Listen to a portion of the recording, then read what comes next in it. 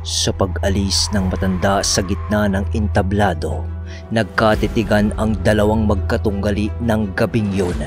Nakamasid lang naman lahat ng taga-baryo, kasama sina Jacob at Tandang Augusto. Sa di kalayo ang bahagi ng laban na magaganap, nasa may mapuno sila noong lugar.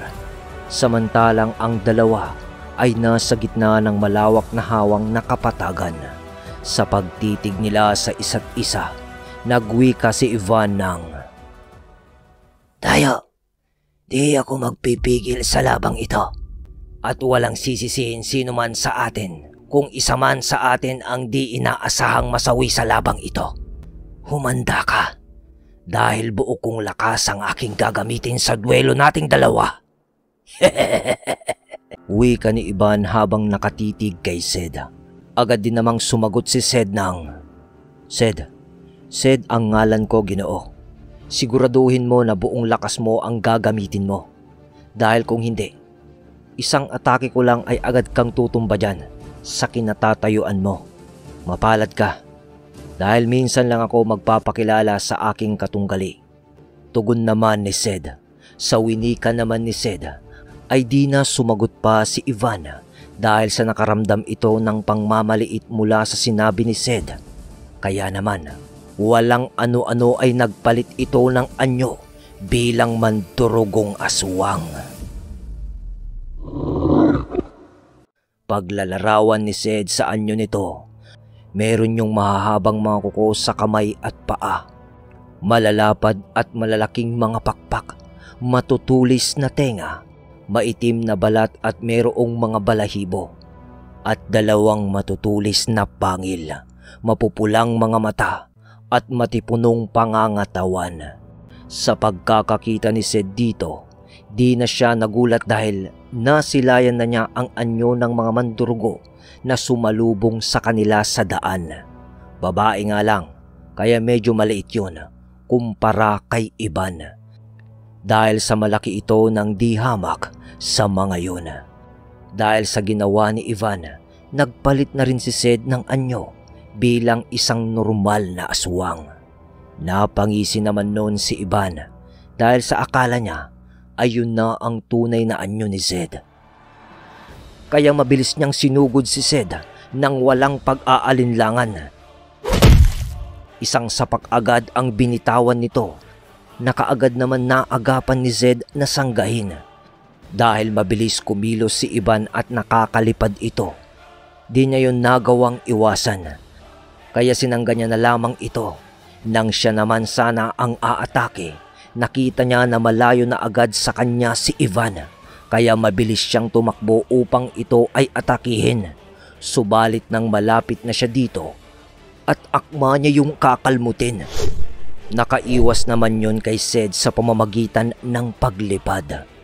Kaya naman hangin ang kanyang tinamaan. At dahil nawalan siya ng balanse, dahil sa lakas ng kanyang pagkalmot, bumukas ang kanyang depensa na nagbigay naman ng pagkakataon kay Ivan upang siya ay tamaan ng pagkalmot sa kanyang likuran. Kitang-kita ng lahat ng manonood ang bawat pangyayari. Medyo tagilid si Sed sa laban dahil sa nakakalipad nun si Ivan habang mabilis na umaatake kay Sed. Nasasangga naman niya ang iba sa mga atake nito. Subalit ramdam niya ang bigat nun sa bawat pagtama sa kanya. Kanina lang, minamaliit mo ko. Pero ngayon, ikaw ang dihado sa ating labang dalawa. Huwag mong sabihin na ganyan lang ang kaya mo. Nakapagtataka namang ipinagmamalaki ka ng mga kasama mong antingero at nagawa kang iharap sa akin na itinuturing na malakas na mandirigma ng aming lahi. Wika ni Ivan habang ito ay nasa ere na nakatingin kay Sed. Dahil sa winika ni Ivan, medyo kumulo ang dugo ni Sed dito at napakamot sa ulo dahil sa mapipilitan siyang ipakita sa mga ito ang tunay niyang kaanyuan. Dahil sa di niya kaya sa pisikal na lakas si Ivan habang nasa estado lamang siya noon ng isang normal na aswang. Subalit ipinagsawalang bahala niya lang yun at tumitig siya noon ng masama kay Ivan sabay tura sa lupa. Pwe! Mayabang ka dayo. Bugbog ka na nga. Nagagawa mo pang magyabang. Wika ni Ivan na galit na rin dahil sa nakita nitong ginawa ni Zed. Nang marinig naman ni Zed ang mga pinagsasasabi nito, ngumisi lang naman siya noon habang nandidilat ang kanyang mga mata na nakatitig kay Ivan. Bubulusok na sanang muli si Ivan upang umatake. Subalit bigla itong natigilan nang umalulong si Zed ng napakalakas. Kasunod ng pagpalit niya ng kanyang anyo bilang ganap na gabunan. Na siya namang ikinagimbal ng lahat ng mga mandurugong nanunood sa laban. Maging si Ivan noon ay nanlaki din ang mga mata dahil sa di nito inaasahan na isang gabunan pala si Zed. At mas lalo pang ipinanlaki ng mga mata ng mga ito ay ang malalapad at malalaki ring mga pakpak nito na di nagkakalayo sa disenyo ng mga pakpak ng mga mandurugo. Dahang-dahang lumilipad noon si Zed habang mayroong mapanindak na ngiti na nakatitig kay Ivan. Nang magkatapat na silang dalawa noon sa ere, mautal-utal namang nagwika si Ivan ng, Sino ka bang talaga? At saan ka nabibilang? Gulat at takot na wika ni Ivan kay Zed.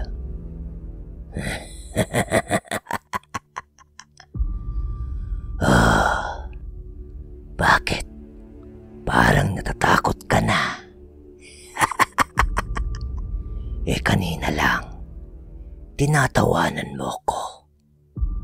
Mamaya ko na sasabihin ang mga nais mong malaman. Sa ngayon, ang mahalaga ay patas na tayo. Tignan mo, pareho tayong lumilipad at may pakpak.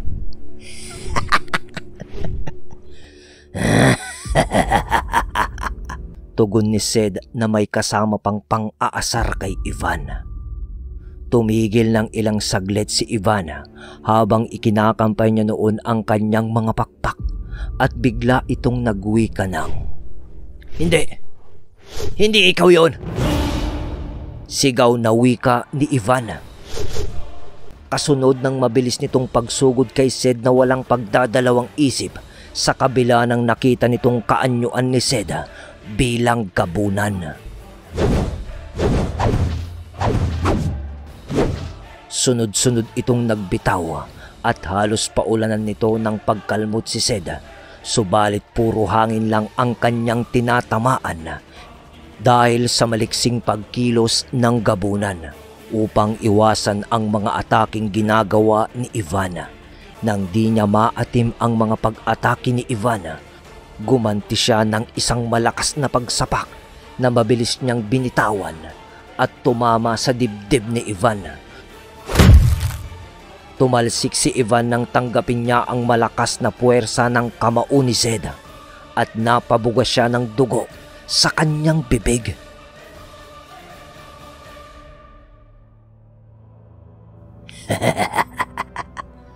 Parang bumagal ka ata, Ginoong Ivan. Yan na ba ang sinasabi mong buo mong lakas? Pang-iinsultong wika ni Zed. Isang atake ko lang.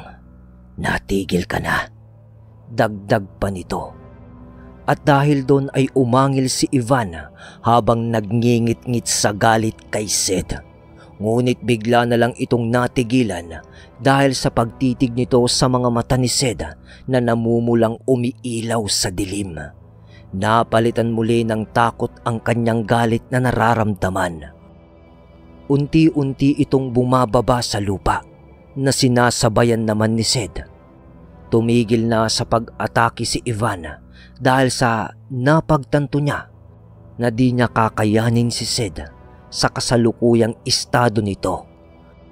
Paglapag nila noon sa lupa, lumuhod si Ivan sa harapan ni Sid, kasabay ng mahinahong pag-uwika nito ng, "Sumusuko na ako. Alam kong wala akong panama sa iyo, Sid. Kaya malaya na kayong gawin ang nais nyo sa amin dito. Alinsunod sa patakaran ng ating duelo." Wika ni Ivan habang ito ay nakaluhod sa harapan ni Sid. "Wala akong pakialam. Wala akong pakialam sa inyong patakaran. Ngayong nakita ko na at napatunayan ang inyong mga sinasabi. Dahil kung totoo mang masasama kayo, pinagtutulong-tulungan nyo na kami sa oras na ito. Total, isa naman ang ating hangarin na paslangin ang mga harimudon. Tatanggapin namin ang kahilingan ng inyong pinuno.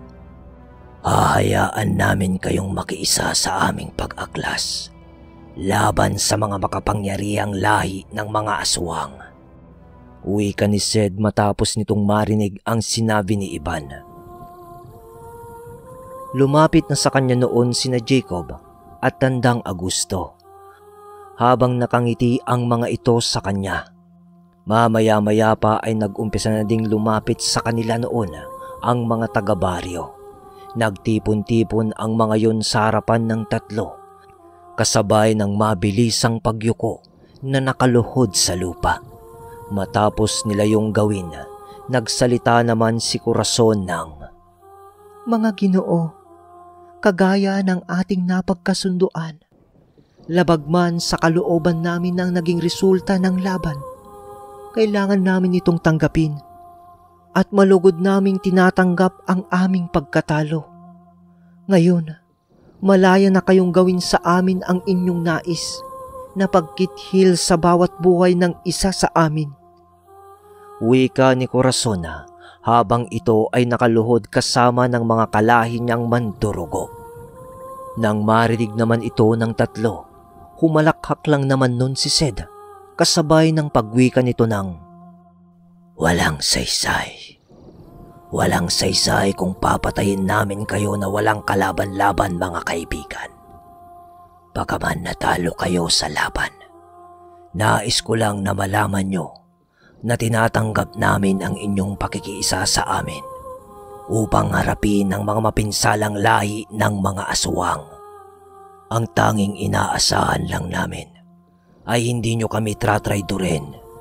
Wika ni Sid sa lahat ng mandurugo sa kanilang harapan, at pagkatapos niyang sabihin nun ay bumalik na rin siya sa pagiging tao.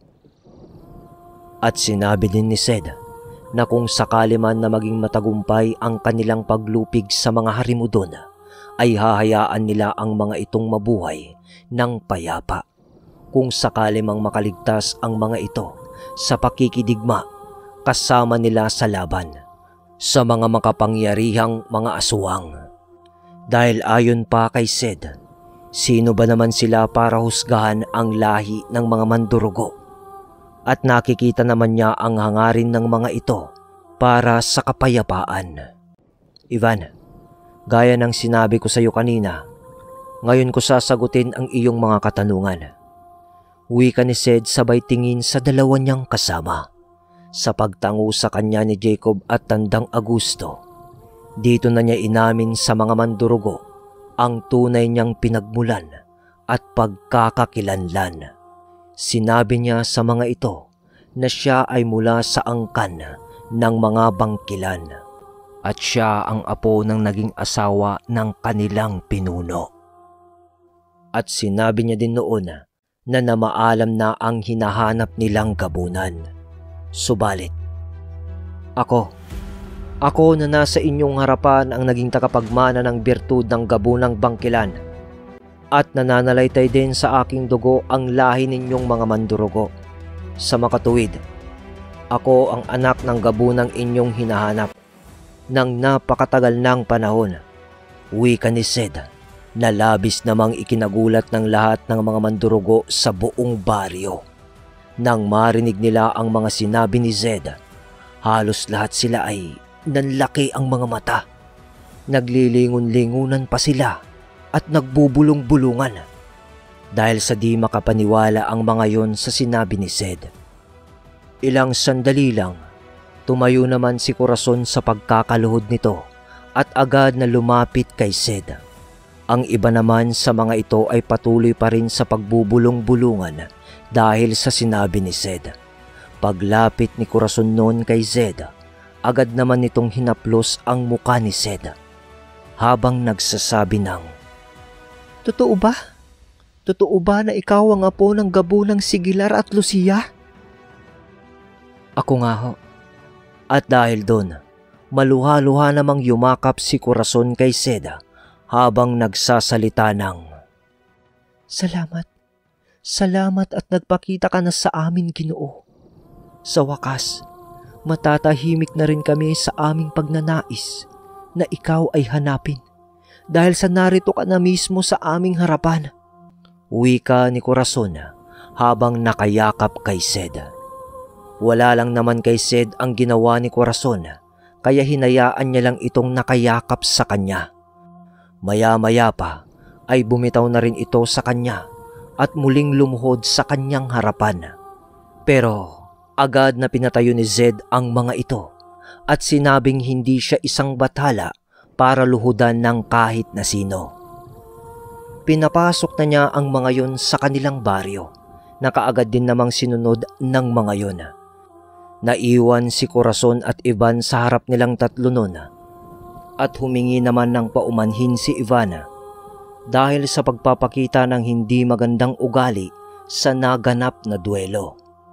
Wala lang naman yun ulit kay Zed at tinapik lang siya nito sa balikat bilang pagtanggap sa kanyang paghingi ng paumanhin. At pati naman si Zed ay humingi rin ng paumanhin dito. Maya-maya pa ay inaya na sila ni Corazon upang bumalik ng baryo at magpahinga. Sinamahan naman sila ni Ivan sa isang kubo na kanilang pagpapahingaan ng gabing iyon sa baryo ng mga mandurugo. Halos di naman maisip ng tatlo na ang pakay nilang paslangin ang buong lahi ng mga mandurugo ay naging kabaliktaran ang nangyari. Naging kakampi nila ang mga yon. Gayunpaman ay ipinagpasalamat nila yon dahil sa bigla nilang pagdami noon nahaharap sa lahing Harimudon. Nang marating nila ang kubo kung saan sila magpapahinga, agad din naman nagpaalam noon si Ivan sa kanila. "Pagpasensyaan nyo na ho, Ginoo. Subalit ito lamang nababakanting kubo dito sa baryo. Pero maayos pa naman ho ito. Maayos ho kayo dyan na makakapagpahinga." Wika ni Ivan. "Ayos lang yun, Ivan. Nagagawa nga naming matulog sa gubat eh. Dito pa kaya sa mismong tahanan na pahingaan?" Tugon naman ni Tandang Agusto. Nagtawanan naman sila noon dahil sa sinabi ni Tandang Agusto. Maya-maya pa ay umalis na nga si Ivan. Nang maiwan silang tatlo, pumasok na din naman sila sa kubo. Pagpasok nila sa kubo, meron yung isang papag na kasya silang tatlo. Ibinaba nila noon ang kanilang mga gamit sa lapag at kaagad na humiga sa papag na nag-uusap-usap silang tatlo. "Pre, akala ko ba ayaw mong malamin nila na ikaw ay mula sa angkan ng gabunan na kanilang hinahanap?" Tanong ni Jacob kay Zed. "Wala na akong magagawa, pre. Kung nagpakita sila ng masamang intensyon sa atin habang nagaganap ang laban, balak ko sanang kalabanin na natin silang lahat. Pero ibang nangyari. Naging mahinahon sila sa kabila ng sitwasyon ni Ivan sa aming laban. Kaya naman mas pinili ko sila na paniwalaan." Tugon naman ni Zed sa kanyang kaibigan.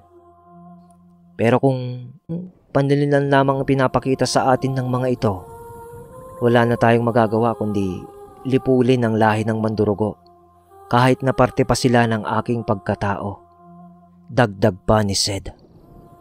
Sumingit naman sa usapan nilang dalawa nun si Tandang Agusto at nagsabi ng, "Sa tingin ko, mga iho, Totoo ang ipinapakita nila sa atin.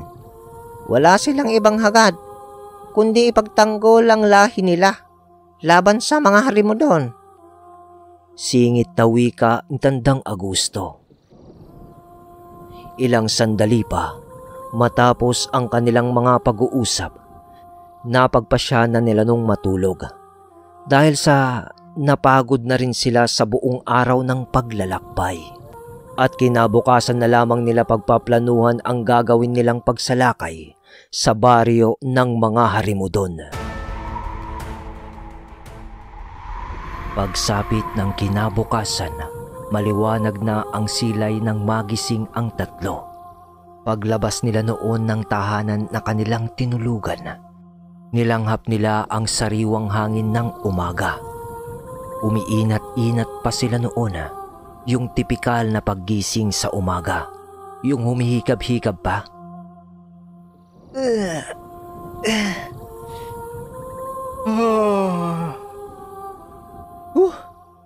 Sarap ng gising ko. Bagaman nasa baryo sila noon ng mga mandurugo na aswang, napakasariwa ng hangin ng kalikasan doon. Malamig din ang paligid dahil sa hamog na bumabalot sa kapaligiran. Bigla namang pumasok sa isipan noon ni Seda ang kanyang pamilya at lalo na ang kanyang mag-ina. Nakaramdam si Sed ng labis na pangungulila at kalungkutan. Di na lang niya yun pinahalata sa dalawa. Maya-maya pa, nabaling naman ang kanilang atensyon nang tawagin sila noon ng isang matanda sa baryo. Dahil sa inaalok sila nito ng pagkakape.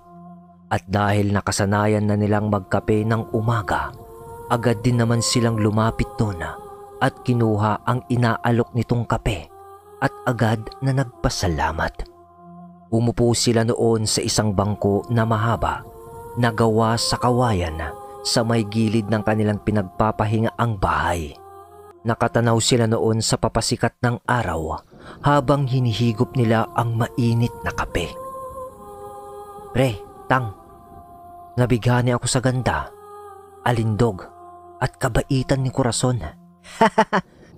Kaso, ang pagkaaswang niyang pumipigil sa aking damdamin. Wika ni Jacob na may halong hiya sa dalawa niyang kasama sabay higop pa ng kape. Dahil naman sa winika ni Jacob, medyo napaumis si Seda at tumugon ng nakakaakit na pre. Wala namang problema siguro kung gugustuhin mo siya. Dalagat binata naman kayo, di ba? Tugon ni Sed. Di ba, Tang? Dagdag pa nito na wika sa matanda na may patangu-tangu pa habang nakangiti. Oo naman. Kaso iho, panlabas lang na itsura ni Corazon ng mukhang bata. At sa edad naman baka isang siglo na ang tanda niya sa iyo, iho. Salita naman ng matanda. Napakamot naman ng ulo si Jacob, sabay ngiti na may halong pagkabigla, sabay wika ng Ganon ho ba, Tang? Isa din siguro yun sa pumipigil na pagnanais ko sa kanya. Wika ni Jacob na may kabuntot na tawa. Naibuga naman ng dalawang magkaibigan at Tandang Agusto ang kaping kanilang hinihigop nang marinig nilang magsalita si Corazon sa kanilang likuran ng Mga Ginoo, kumusta po ang pamamahinga niyong kagabi sa aming baryo?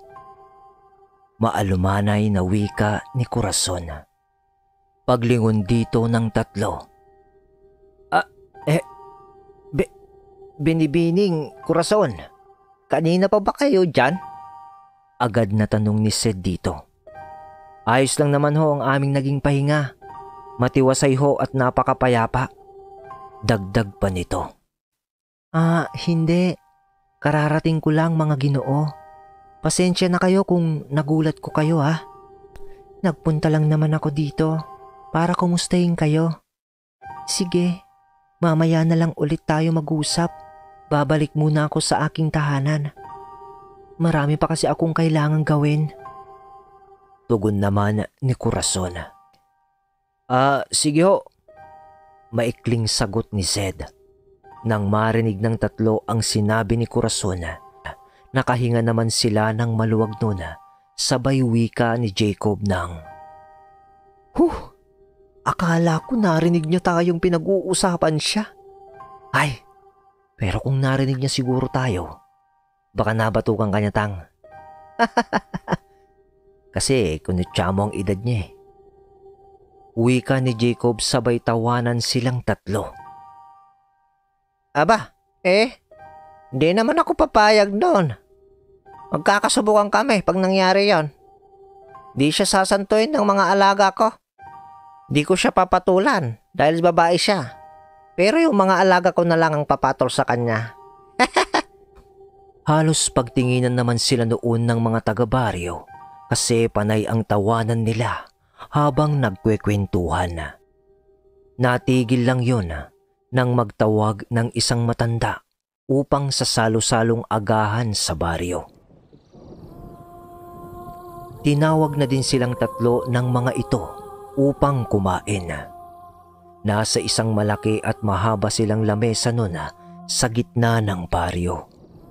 Nung una ay nag-aalangan pa sina Jacob at Tandang Augusto na dumampot ng mga pagkain.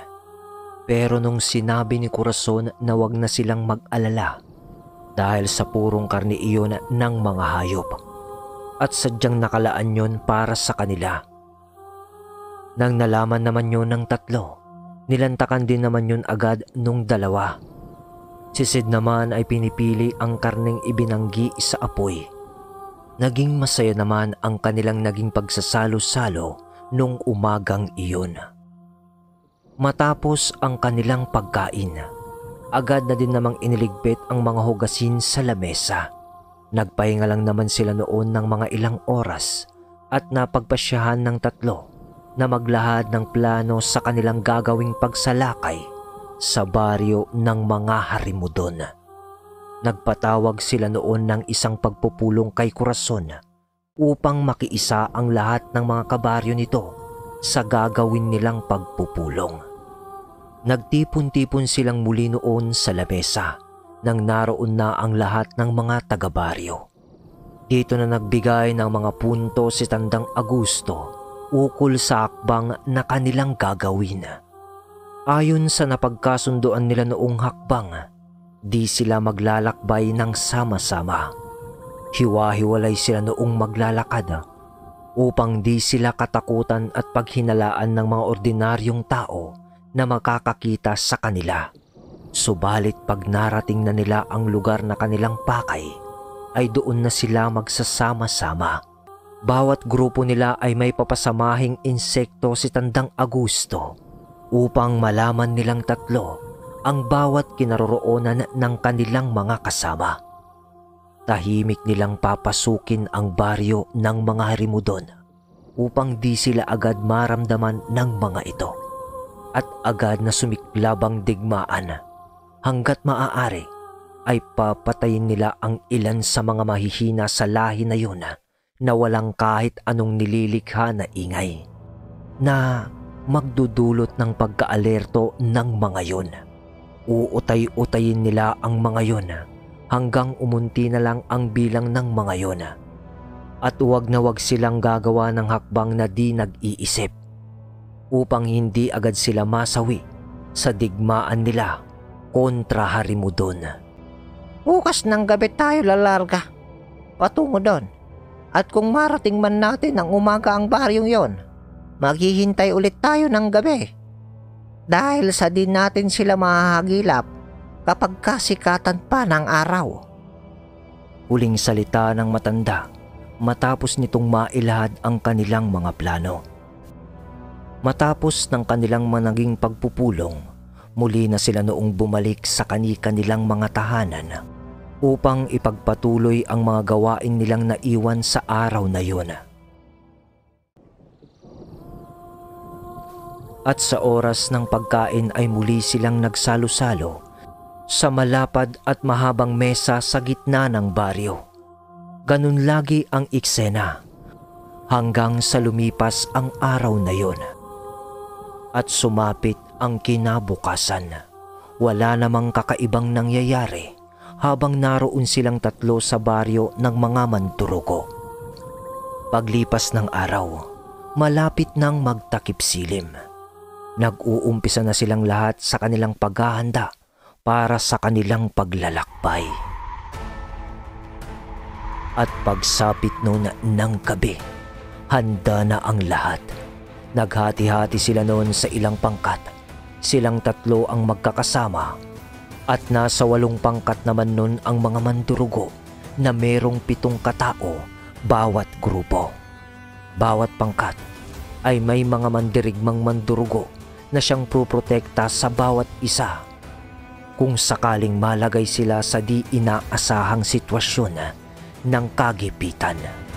Makalipas ang ilang minuto, nang makita na nilang handa ang mga mandurugo nun. Mga kaibigan, sa paglisan natin sa lugar na ito, nais kong baunin nyo ang inyong tapang upang di kayo panghinaan ng loob kung sakaling makaharap na natin ang mga harimo doon. At nais ko ring isaisip nyong lahat na ang gagawin nating ito ay di lamang para sa inyong lahi, ngunit para din ito sa kapakanan ng nakararaming mga ordinaryong tao. Ipanalangin natin lahat na sana ay magtagumpay tayo sa lakad nating ito. Huling habilin ni Tandang Augusto bago nila tuluyang lisanin ang baryo. Nagsama-sama muna sila noon na paglabas ng baryo ng mga mandurugo. Pinagtas nila noon ang daan na sa kalaunan ay nagsimula na silang maghiwa-hiwalay nang malapit na nilang marating ang isang baryo kung saan may naninirahang mga ordinaryong mga tao. Sila lang na tatlo ang dumaan dun sa baryo.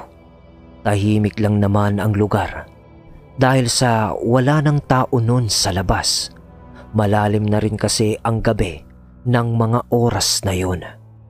Kaya nagpatuloy na lang sila sa kanilang paglalakad hanggang sa makalampas na sila sa nadaanan nilang baryo. Ang ibang mandurugo naman noon ay tinahak ang iba't ibang daanan na iisa ang patutunguhang lugar. Ang iba sa mga ito ay nagmamasid mula sa himpapawid upang madali nilang mamataan kung may mga kalabang mga umaaligid sa paligid. Habang nasa kasagsagan sila noon ng paglalakad, may mga kasalubong sila noong mga tao na nasa 10 ang bilang.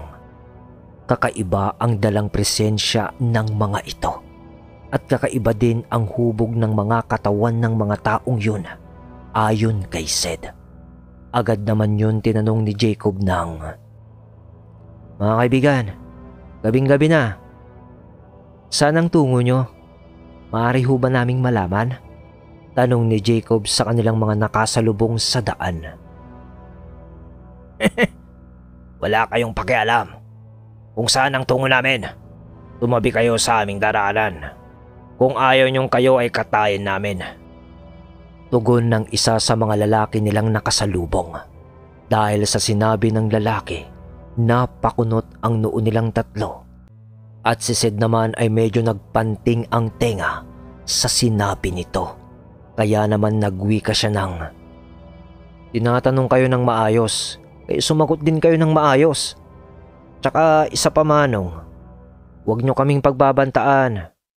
Kung di kami aalis sa inyong daraanan, kakatayin nyo ba kami? Haha, bakit hindi nyo subukan?"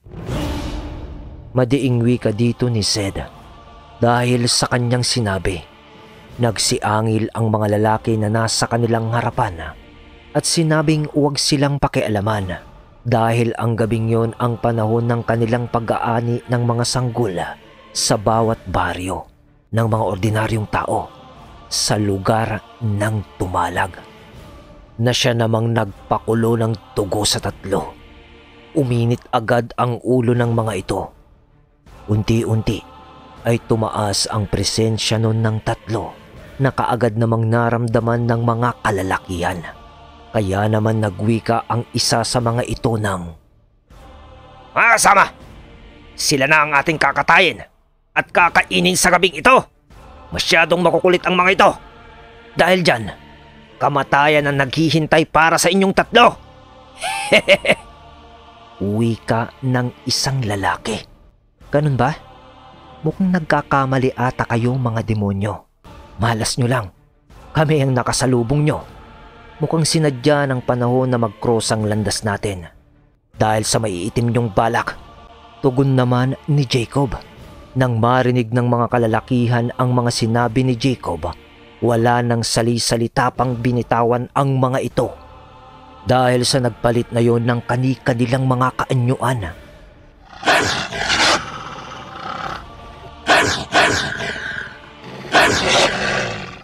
At doon nila nakita ang mga lalaking yon na isang angkan pala ng mga gabunan.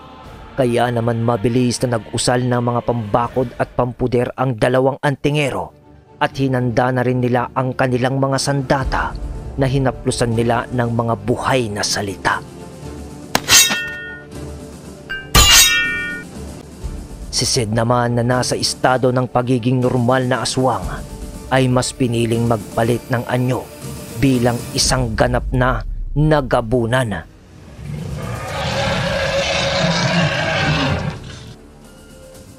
Dahil sa alam niyang hindi basta-basta ang mga lahi ng gabunan kung pisikal na lakas ang pag-uusapan. Ang pinagkaiba nga lang nun ay nakakalipad si Sid dahil sa may pakpak ito. Kahit naman na ganoon ang ginawa nila, hindi man lang nila nakitaan ng pagkatinag ang mga gabunan na nasa kanilang harapan. Mas nanggigil lang ang mga ito na tila ba handang-handa itong makipagdigma sa kanilang tatlo. Nang sandali naman na yun ay tinawag ni Tandang Arturo si Jose upang sabihan ang mga mandurugo na huwag lalapit sa magaganap na digmaan. Dahil sa baka may mga kasama pa ang mga yun at makita sila. At malaman ng mga harimudon na magkakasama silang lulusob sa baryo ng mga yun.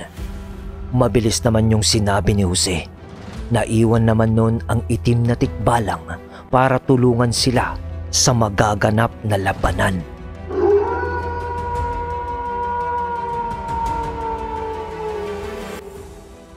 Umalulong naman nun si Sid upang balaan ang mga mandurugo na nooy nasa himpapawid. Maya-maya pa, nagsialulungan na din ang mga gabunang nasa kanilang harapan noon. At sabay-sabay na sumugod na nag-aangil pa patungo sa kinaroroonan ng tatlo.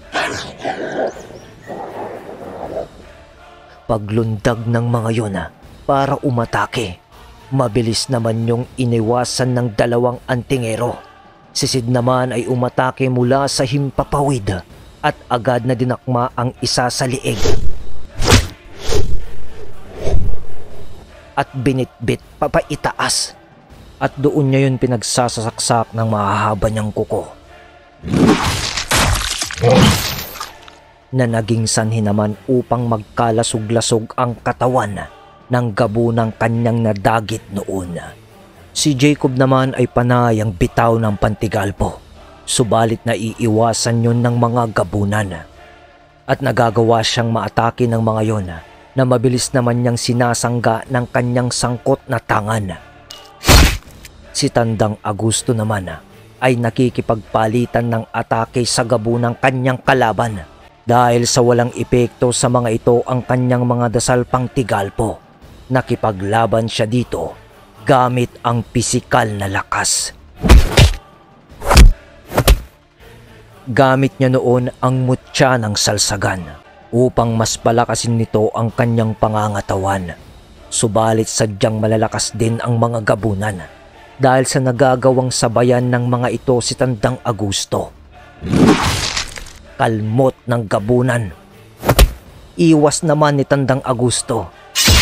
Sabay ganti ng paghampas at saksak ng kanyang sibat. Nang di maatim ni Jacob ang atake ng mga gabunan, mabilis siya noong nag-orasyon ng pantawag sa mga dalakit nun na kaagad din namang lumitaw sa labanan.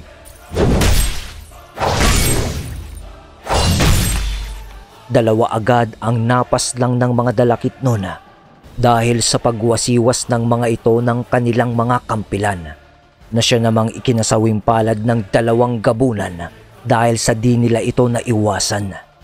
Si Sid naman ay paulit-ulit lang ang ginagawang pagtagit sa mga nilalang at sa ere niya itong pinapaulanan ng saksak na mabilis namang ikinakasawi ng mga ito. Subalit sa muli niya noong pagbulusok upang mandagit muli, isang gabunan ang buong lakas siya noong nilundagan at hinawakan sa paa. Kaya naman ay gumewang siya sa ere at nawalan ng balanse. Mabilis sila noong bumulusok sa lupa. Pagbagsak nila, nagpagulong-gulong naman ang gabunang nakahawak sa kanyang paa. At si Sid naman ay nagawa pang maikampay ang kanyang pakpak bago lumapat sa lupa. Kaya naman ay nakatayo siya nang bumagsak ito sa lupa. Mabilis namang tumayo ang gabunan at mabilis ulit umatake kay Zed, na sinundan pa ng isa pang gabunan. Mabilis namang sumalida ng lipad si Zed papasalubong sa dalawang gabunan at nang magkasalubong na sila, mabilis naman niyang dinakma ng mahigpit ang dalawang yun at isinadsad niya ito sa lupa ng mga ilang metro habang dakot niya ang pagbumuka ng mga ito.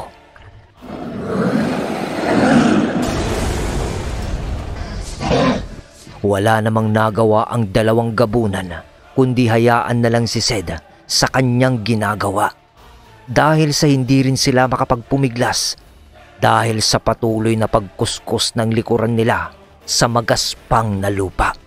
Sa pagtigil ni Sid noon sa kanyang ginagawa, halos mamilipit naman ang mga gabunang yun sa sakit dahil sa halos makarne ang kanilang likuran. Walang iya ka! Sino ka bang gabunan ka? At bakit ka nakikipagtulungan sa mga antingerong yan? Dapat nasa panig ka naming mga gabunan. Dahil isa ka sa amin. Wika ng isang gabunan habang namimilipit ito sa sakit. Di nyo ako katulad. Di nyo ako katulad na pinaninindigan ng pagiging isang demonyo. Oo nga't kagaya nyo ako. Pero patawad. Dahil sa hindi ako kumakain ng karne at umiinom ng dugo ng tao.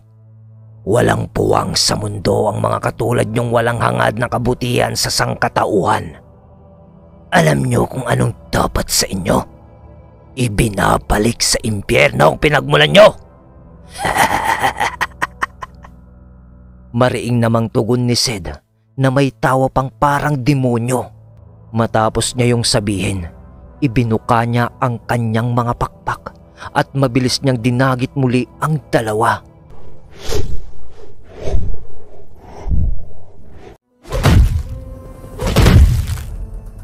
Ipinaghahampas niya ang mga yon sa mga punong nasa paligid. Wala nang nagawa ang mga nilalang, kundi ang dumaing na lang sa sakit sa bawat pagtama ng katawan nila sa matitigas na katawan ng puno. Parang naging gulay na ang katawan ng dalawang yun. Buong lakas naman niyang muli na inihampas ang isa sa mga gabunan sa puno na merong putol na sanga. Na siya namang bumaon sa katawan ng gabunan. Tapos ay isinunod niya yung isa pa. Inihampas niya din yun dun mismo sa putol na sanga ng puno, kung saan nakabaon ang isa pa nitong kasama. Kumikisay-kisay pa ang dalawang yun habang tumutulo ang mga laway nito na may kasamang dugo sa kanilang bunganga, habang nakatarak sa kanilang likuran ang sanga ng kahoy na lampas sa kanilang dibdib. Nang masigurado na niyang patay na ang mga yun, mabilis siya noong bumalik sa kanyang mga kasama upang ito ay kanyang tulungan. Nang mga oras na yun ay nasa 3 na lang ang gabunan na kanilang kalaban. Nakikipagbunuan pa ang itim na tikbalang sa isang gabunan Habang sinatandang Augusto naman at Jacob ay tig-isang hinaharap ang dalawa pang gabunan. Nakita pa ni Sid kung paano gilitan ng liig ni Jacob ang isang gabunan. Nang naundayan yun ni Jacob ng saksak ng kanyang sangkot na bumaon sa dibdib ng gabunan na naging sanhi naman ng kaagarang pagkahandusay nito sa lupa. Hinawakan yun ni Jacob sa ulo at inangat niya ang pagmumuka nun sa lupa, kasunod ng pagdantay niya ng talim ng kanyang sangkot sa liig nung nilalang. Mga salot kayo sa lipunan! Wika ni Jacob kasabay ng buong lakas niyang paghatak ng kanyang sangkot upang igilit sa liig ng gabunan. Ngunit bago pa yun tuluyang mapas lang ni Jacob, nakapagsalita pa yun ng tanda nyo kamatayan namin ito ang magtutulak sa inyo patungo sa mas matinding kapamakan. Wika ng gabunan bago yun tuluyang magilitan ng liig ni Jacob. Si Tandang Augusto naman ay nakikipagpalitan pa rin ng atake sa isa pang gabunan nang biglang humandusay ang kanyang kaharap na gabunan nang patamaan yun ng mga palipad hangin na tigalpo ni Jacob na may basbas pa ng tangan niyang 7 Arkanghel medalyon. Naging pagkakataon naman yun para kay Tandang Augusto upang maitarak niya sa dibdib ng gabunan ang kanyang sibat na tangan na agad namang ikinasawi ng nilalang. Nang mapagtanto naman ng gabunang kaharap nun ng itim na tikbalang, mabilis itong gumawa ng paraan upang takasan ang tatlo.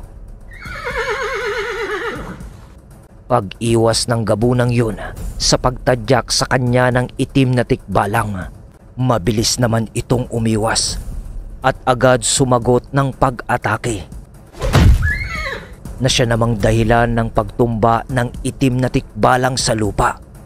Kasabay nun ay ang mabilis na pagbangon ng gabunan at agad na kumaripas ng pagtakbo papatakas.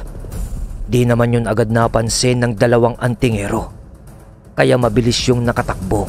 Nang masipat nun ni Sid ang mga kaganapan, hahabulin pa sana niya ang gabunang tumakas sa laban. Subalit lumundag yun patungo sa kakahuyan at agad na naglaho sa kadiliman. Di niya yun pinili pang sundan dahil sa mapapalayo na siya sa kanyang mga kasama.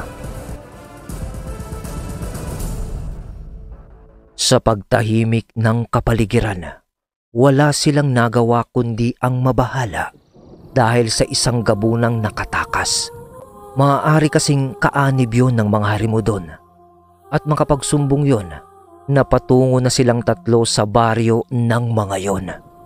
Gayunpaman, pinagkibit-balikat na lamang nila yon.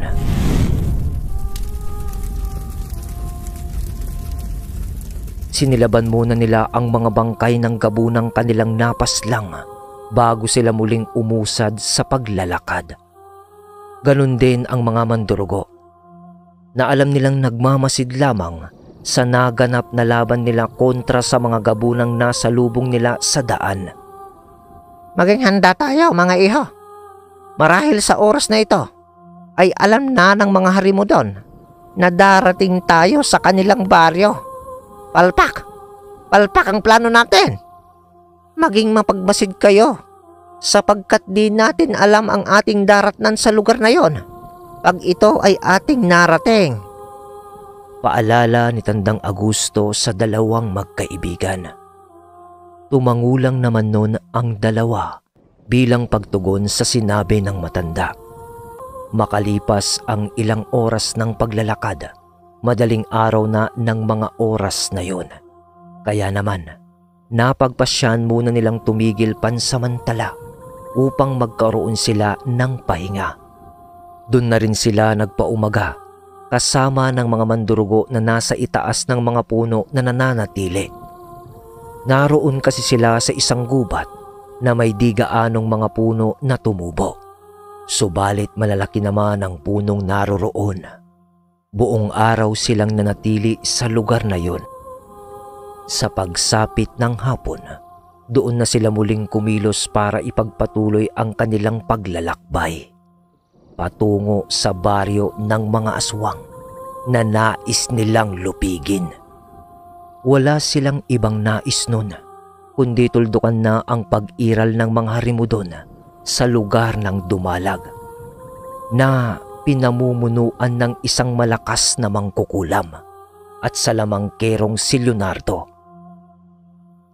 Halos tumagal din ng 4 na oras ang kanilang ginawang paglalakad bago sila makatungtong sa nasasakupang bahagi nun ng baryo ng mga harimo doon. Tanaw nila nun ang bawat isa sa kanila na nakapasok na rin sa baryo, yung mga ibang grupo. Kasama ni Corazon noon ang mandirigma ng mga mandurugo na si Ivan. At ang mga mandurugo na nagmamasid sa himpapawid ay bumaba na rin sa lupa upang di sila madaling mamataan ng mga bantay sa baryo. Sa marahan nilang paglalakad, natatanaw na nila noon ang isang nayon kung saan pinaniniwalaan nilang puro mga aswang ang nakatira. Napalilibutan ang mga kabahayan doon ng mga bakod na gawa sa kawayan. Marami din silang nasisipat noon na mga bantay sa paligid na walang tigil na paikot-ikot sa lugar. Nasawari nila ay maiging nagmamasid ang mga yun na tila ba may nararamdaman ng kakaiba ang mga bantay sa paligid ng kuta ng mga harimo doon. Kaya naman, huminto sila at nagkubli sa matataas na talahib. Nasa 8 ang nagbabantay sa paligid ng baryo. At ayon sa matandang mambabarang, puro mga aswang na harimo doon ang mga yun. Makalipas ang ilang sandali, nagmungkahi si Jacob na mauuna siyang lalapit sa mga nilalang upang paslangin ang mga yun na walang kahit anong ingay na nililikha. Nag-usal siya noon ng pansabulag na may basbas ng 7 arkanghel na halos doble ang bisa. Nang sumang-ayon na ang kanyang mga kasama noon sa kanyang gagawin, marahan siyang lumapit sa mga bantay ng baryo. Inihanda niya na rin ang kanyang sangkot noon na may mga buhay na salita siyang pinakapit dito. Habang humahakbang siya noon, itinatarak niya sa lupa ang kanyang sangkot. At kung may madaanan naman siyang puno ng saging, itinutusok niya rin doon ang kanyang sandata para mas maging mabisa yun para basagin ang kabal ng mga aswang na yun kung sakali mang nagtatangan ang mga bantay sa baryo ng kabal sa katawan. Makalipas pa ang ilang sandali, tuluyan na niyang narating ang kinaroroonan ng isang bantay na malayo sa kanyang mga kasama.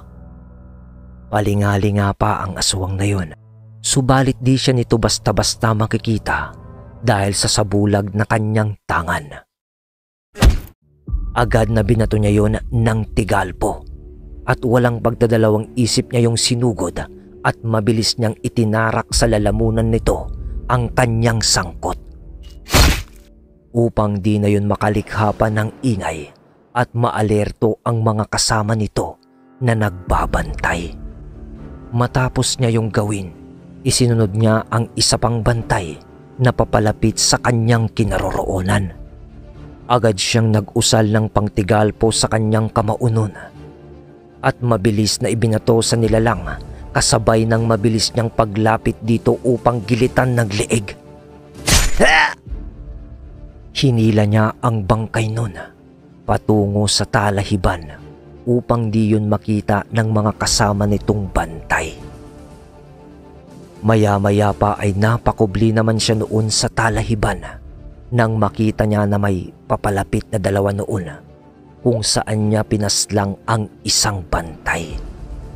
Nasipat niyang nakita nito ang mga dugo na tumalsik nun sa mga damo at narinig niyang nagwika yun ng, Sabihan mo ang iba nating mga kasama na maging mapanuri sa paligid. Mukhang may hindi tamang nangyayari dito. Wika ng isa sa isa pang kasamang bantay din sa paligid. Nabahala naman si Jacob noon. Baka kasi matudugan na siya ng mga ito at maalerto ang buong baryo ng mga harimo doon. Kaya naman, nang makita niyang aalis na ang mga yun, mabilis niyang nilapitan ang mga yun na naging sanhi upang gumawa ng ingay ang isang bantay. Umatungal ito ng napakalakas na siya namang ikinabulabog ng buong baryo. Kaagad naman niyang inusalan ng mga tigalpo ang isa at pumako naman sa isa pang bantay. Humandusay ang dalawang yun sa lupa na mabilis naman niyang nilapitan at kaagad na itinarak sa dibdib ng mga ito ang kanyang sangkot. Kung saan ang puso ng mga nilalang na yun, mabilis yung binawian ng mga buhay. Subalit, nararamdaman na niya na unti-unting naglalabasan ang mga tao sa baryong yun. Dahil sa ingay na nilikha ng isang bantay bago pa man niya ito mapaslang. Kaya naman, hindi nasunod ang kanila noong mga plano dahil sa nagawa siyang matunugan ng mga yun sa kanyang ginagawang pagpaslang sa mga bantay ng baryo. Ang apat pang natitira noon na mga bantay ay mabilis na tinungo ang lugar kung saan gumawa ng ingay ang isa nilang kasama. Namataan siya ng mga yun. Kaya naman mabilis siya noong tumakbo patungo sa malawak na patag na bahagi sa labas ng baryo. At doon niya hinintay ang mga humahabol sa kanyang mga bantay ng baryong iyon. Nakatayo lang siya sa gitna ng malawak na kapatagan. Nang makalapit na sa kanya ang mga nilalang, nagsialulungan ang mga ito.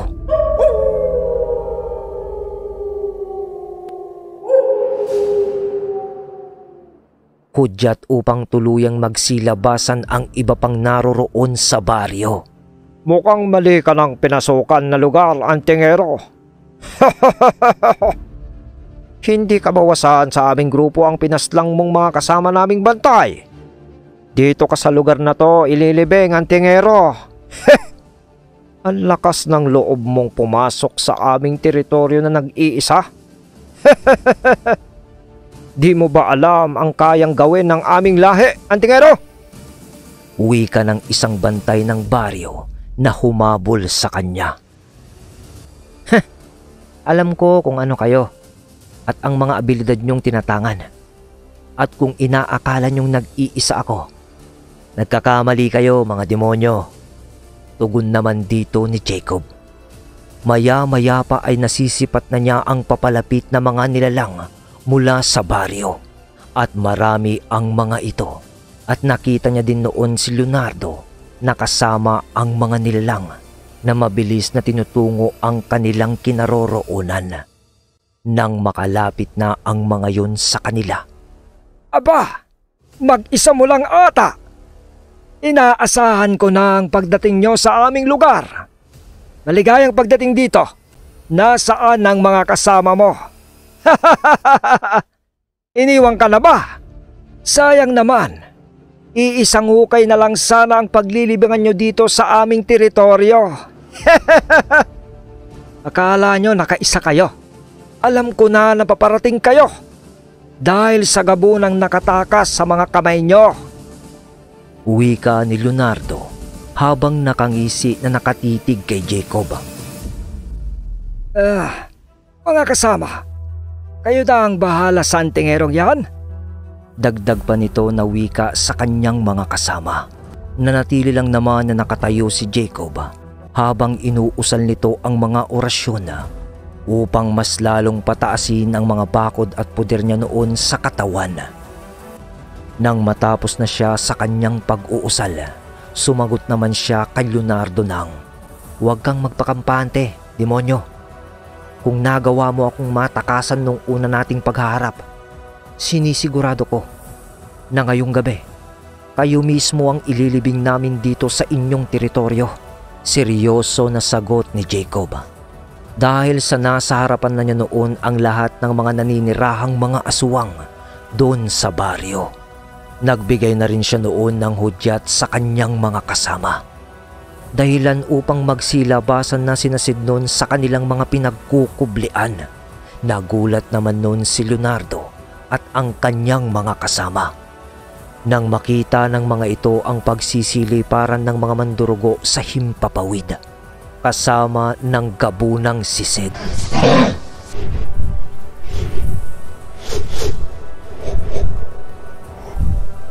Si Tandang Augusto naman noon ay mabilis na tumatakbo kasama ng dalawa nitong kasanggang engkanto at mga insektong alaga ng matanda. Sa tagpong yun, nagsiangilan ang mga harimudon at agad na nagpalit ng kaanyuan bilang mga aswang. Nang makita ni Leonardo ang mga mandurugo, galit na galit naman ito habang nagwiwika ng, Mga ampas lupang mga mandurugo! Nais nyo na bang maubos ang inyong lahi? Bakit nyo nagawang kumampi sa mga antingerong ito? Nasisiraan na ba kayo ng mga ulo? Sigaw na wika ni Leonardo. At ikaw, Augusto, ikaw ba ang may pakana ng lahat ng ito? Binuhay ka namin noon. Pero ngayon, nandito ka na naman. Sisiguraduhin kong ibabaon ka na namin sa lupa. Kasama ng mga mandurugo at antingero mong kasama. Pati na rin ang gabunan na yan. Agad naman na sumagot dito si Corazon ng, masasabi kong nasisiraan na kami ng ulo kung sa inyo kami papanig.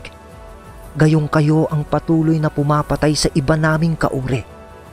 Matagal na kaming nananahimik, Leonardo.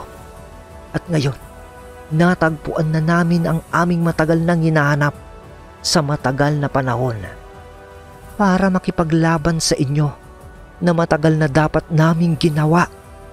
Sagot naman ni Corazon habang ito ay nasa kaanyuan bilang aswang. Umalakak lang naman noon si Leonardo sa winika ni Corazon at seryoso itong nagwika ng, Talaga ba? Kung ganon, wala nang dapat pag-usapan pa. Narito na rin lamang kayong lahat. Sama-sama na kayong mamamatay. Wika ni Leonardo habang unti-unti nitong itinataas ang kanyang tungkod upang pasugurin na ang kanya noong mga kasama. Sinabayan naman yon ni Jacob at ganun din ang kanyang ginawa. Itinaas niya din ang kanyang kamay upang magbigay din ng hudyat sa kanyang mga kasama. Habang ginagawa yun ni Leonardo at Jacob, pareho naman silang nag-uusal para tawagin ang kanilang mga kasangka. Mga dalakit noon kay Jacob at ang demonyong gubat naman sa pinuno ng mga harimudon.